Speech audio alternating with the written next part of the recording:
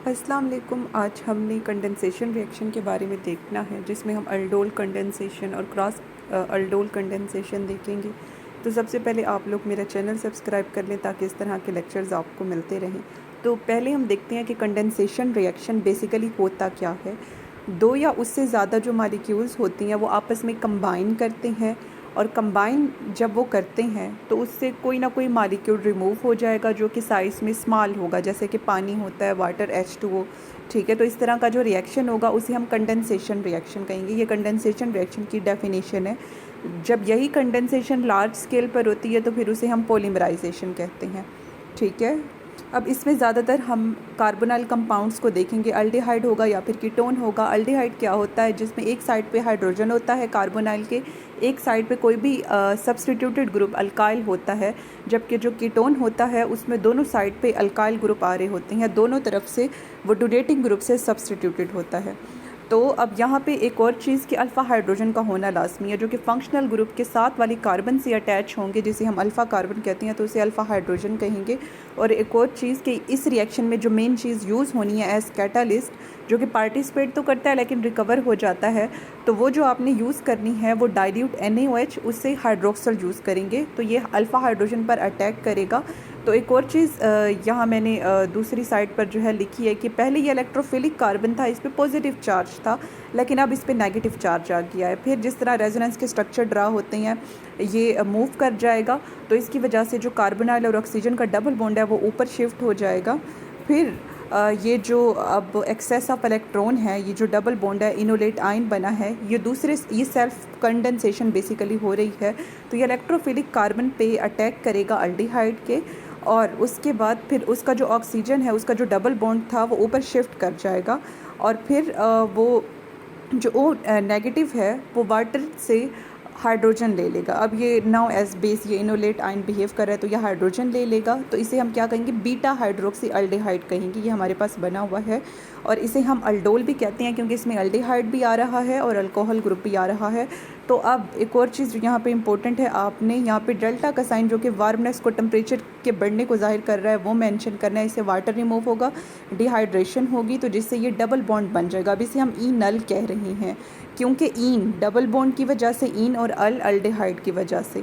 Next मैंने लिखा है कि हैव यू नोटिस्ड, आपने इसमें देखा होगा कि इसमें जो इलेक्ट्रोफिलिक कार्बन था वो न्यूक्लियोफिलिक में, पहले स्टेप में ही देखें न्यूक्लियोफिलिक कार्बन में, यानी कि जिसपे खुद पे तो नेगेटिव चार्ज है लेकिन वो पॉजिटिव चार्ज न्यूक्लियोफिलिक मतलब nucleus loving, positive charge loving है। और दूसरा इसमें जो बेस है वो अल्फ़ा कार्बन पर अटैक करती है। तो इसकी डेफिनेशन इसके मैकेनिज़्म से ही बनती है। इस मैकेनिज़्म से पहले आपने एक मेन रिएक्शन लिखना है, फिर ये मैकेनिज़्म स्टार्ट करना है, जिसमें आप ये अल्डिहाइड के दो मॉलिक्यूल लिखोगे, एसिड अल्डिहाइड के, और फिर डायरेक्ट प्रोडक्ट लिख दोगे। फिर उसके बाद मैकेनिज़्म की हेडिंग देके आपने ये स्टार्ट करना है, और उससे भी पहले आपने डेफिनेशन लिखनी है, जो कि मैंने यहाँ पे लास्ट पे लिखी है ताकि आपको समझ आ जाए। स्टार्ट में ये समझ नहीं आनी थी, लेकिन अब आपको मैकेनिज़्म समझ आ गया है तो ये समझ आ जाएगी। वो रिएक्शन जिसमें इनोलेट आयन रिएक्ट करता है कार्बोनिल कंपाउंड के साथ, देखेंगे एसिड अल्डिहाइड के दूसरे मॉलिक्यूल के साथ इनोलेट आयन रिएक्ट कर रहा है, और बीटा हाइड्रोक्सी अल्डिहाइड या फिर बीटा हाइड्रोक्सी कीटोन या फिर बनेगा, और इसे हम अल्डोल भी कहेंगे। ठीक है, तो और फिर क्या होगा कि इसका टेम्परेचर, तो इससे पानी का मॉलिक्यूल जो है रिमूव होगा, तो ये इनल या फिर इनोन, यहाँ पे तो इनल बना है लेकिन जब कीटोन होगा तो इनोन बन जाएगा, और ये सिस्टम कॉन्जुगेटेड होता है। देखें ये कार्बोनिल का डबल बॉन्ड, फिर एक सिंगल बॉन्ड आ रहा है और फिर डबल बॉन्ड आ रहा है। उसके बाद जो है हमने क्रॉस अल्डोल कंडेंसेशन देखनी है। तो नाम से ज़ाहिर हो रहा है क्रॉस, यानी कि मुख्तलिफ कार्बोनिल कंपाउंड होंगे। इसका ये मतलब नहीं कि अल्डिहाइड और कीटोन ही होगा, दो अल्डिहाइड भी हो सकते हैं, लेकिन एक जैसा कि फॉर्मल्डिहाइड होगा और एक एसिड अल्डिहाइड होगा। तो जो एसिड अल्डिहाइड है इसके अल्फ़ा हाइड्रोजन को हाइड्रोक्सल ले लेगा, तो वो न्यूक्लियोफिलिक कार्बन में कन्वर्ट हो गया, इलेक्ट्रोफिलिक कार्बन हमारे पास जो है। अब इससे फिर इनोलेट आयन बनेगा, और इनोलेट आयन फॉर्मल्डिहाइड के कार्बन के ऊपर अटैक करेगा। ठीक है, और फिर वो जो नेगेटिवली चार्ज ऑक्सीजन है वो वाटर से हाइड्रोजन ले लेगा, फिर उससे वही यहाँ पे मैं लिखना भूल गई हूँ, लेकिन आपने लिखना है डेल्टा का साइन और वाटर, तो इससे वाटर रिमूव होगा, डिहाइड्रेशन होगी, तो ये इनल बन गया। नेक्स्ट है सेकेंड कंडेंसेशन। इसकी मुख्तलिफ तरह से इसे जो है प्रोनाउंस किया जाता है, कोई इसे स्कैमिड भी कहते हैं, कोई स्कैमिड भी कहते हैं। तो ये कंडेंसेशन, क्योंकि ये स्कैमिड साइंटिस्ट केमिस्ट ने जो है ये रिएक्शन दिया था, तो केमिस्ट्री पढ़ रहे हैं तो ज़ाहिर है कि मिस नहीं दी होगी, लेकिन एक ख़ास नाम है तो इस वजह से इसका ये जो है नेम पड़ गया। तो इसमें एक तो ये कि आपने कीटोन लेना है, अब फिर वही बात कि उसका अल्फ़ा हाइड्रोजन, ठीक है, कि किसी भी साइड से आप अटैक करा सकते हो। इस साइड से ज़्यादा अच्छी प्रोडक्ट, अच्छी शक्ल वाली बनती हैं, तो मैंने इस साइड से अटैक कराया और बुक्स में भी इसी साइड से अटैक कराया गया होता है। तो ये हाइड्रोजन को ले लेगा इनोलेट आइन, यानी कि फिर कार्बन पे नेगेटिव चार्ज, फिर ये मूव कर जाएगा ऑक्सीजन का डबल बॉन्ड वाला जो बॉन्ड है वो ऊपर चला जाएगा। फिर इसने बेंजल्डिहाइड, अच्छा ये नॉन इनोलाइजेबल है, अब जो यानी कि बेंजल्डिहाइड पे हम अटैक करा रही है ना, नॉन इनोलाइजेबल है, तो इसके ऊपर हम अटैक कराएंगे तो इसका जो डबल बॉन्ड है ऊपर शिफ्ट कर जाएगा। तो वो नेगेटिवली चार्ज्ड आयन जो है पानी से हाइड्रोजन लेगा, ठीक है। फिर जो इससे ये बीटा हाइड्रोक्सी कीटोन वाली स्पीशी जो है बनी है, इससे वाटर रिमूव होगा तो इनोन बन गया, इसे बेंजल एसीटोन भी कहते हैं, ठीक है। नेक्स्ट हमने देखनी है कि अगर अब तक तो हम यानी कि जो कैटलिस्ट है बेस यूज़ करते हैं या डाइलेट NOH, लेकिन अब एसिड H2SO4 यूज़ करेंगे और इसके साथ अल्डिहाइड। तो ये H2SO4 है, H2SO4 में इसका जो है हाइड्रोजन ले लेंगे, तो फिर हाइड्रोजन लेंगे तो फिर ये हाइड्रोक्सल ग्रुप बन गया और कार्बन पे पॉजिटिव चार्ज आ गया एक बॉन्ड की कमी की वजह से। और फिर क्या हुआ कि जो दूसरा एसिटल्डिहाइड का मॉलिक्यूल है उसके अल्फ़ा हाइड्रोजन पे ये नेगेटिवली चार्ज्ड सल्फेट आयन जो है ये रिएक्ट करेगा, तो फिर वही इनोलेट आयन वाली जो है यहाँ पर स्पीशी बन गई। फिर ये ऊपर शिफ्ट कर जाएगा तो सही वाला यानी कि मेच्योर इनोलेट आयन, पहले प्री मेच्योर था, मेच्योर सही वाला इनोलेट आयन बन गया है।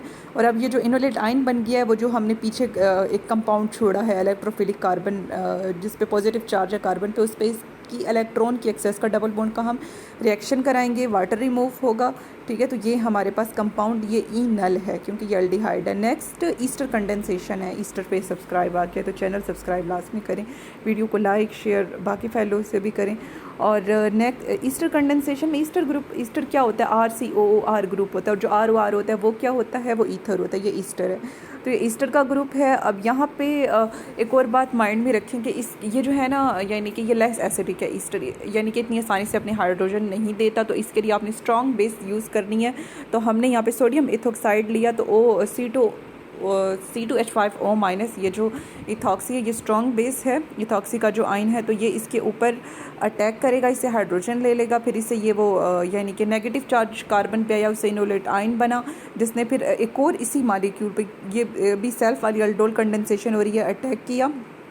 तो फिर उसका जो है जो डबल बॉन्ड वाला बॉन्ड था वो ऊपर चला गया नेगेटिव चार्ज की शक्ल में, और फिर बैक बॉन्डिंग होगी कि वो जो नेगेटिव चार्ज है ऑक्सीजन पे वो वापस आएगा, और लिविंग ग्रुप क्योंकि लीव कर रहा है तो कार्बन की वैलेंसी पूरी करने के लिए, ठीक है। तो ये हमारे पास बीटा कीटो, क्योंकि देखें मेन फंक्शनल ग्रुप यहाँ पे ईस्टर है, उसे छोड़ के अगला अल्फ़ा बीटा, फिर इससे आगे delta epsilon, alpha beta gamma delta epsilon होता है, ठीक है। लेकिन यहाँ पे हम इन रिएक्शंस में रिएक्शन मैकेनिज्म में बीटा तक ही ज़्यादा देखते हैं या गैमा तक चले जाते हैं। गैमा तक हम कहाँ गए थे, गैमा तक भी हम एक रिएक्शन में गए थे जिसमें कुछ प्राइम इस तरह से आता था। अब उसका पूरा नाम क्या है ये आप बताएंगे कमेंट में जो है मेंशन करेंगे तो अच्छा।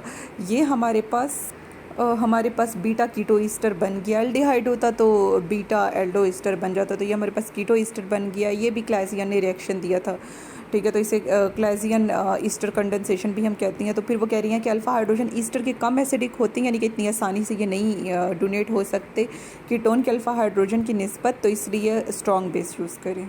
तो ये हमारा जो है आज का लेक्चर रहा। ये आपने स्क्रीनशॉट लेने हैं तो ले लें, सारे रिएक्शन मैकेनिज़्म प्लेलिस्ट में मिल जाएंगे आपको, डिस्क्रिप्शन बॉक्स में जो है लिंक मौजूद है। और बाकी भी ज़ूलॉजी, बॉटनी, बायोलॉजी, मैट्रिक्स से लेके FSC, BSc, BS तक सारी मेरे चैनल पे मौजूद है। तो जो आप जानते हैं उन्हें लेक्चर्स की नीड है तो आप उनसे मेरे चैनल को लाजमी शेयर करें। अल्लाह हाफिज़। और सब्सक्राइब लाजमी करें ताकि फ़र्दर स्ट्रगल से आप बच जाएँ सोशल मीडिया पे और स्टडी पे फोकस करके अच्छे मार्क्स ले सकें।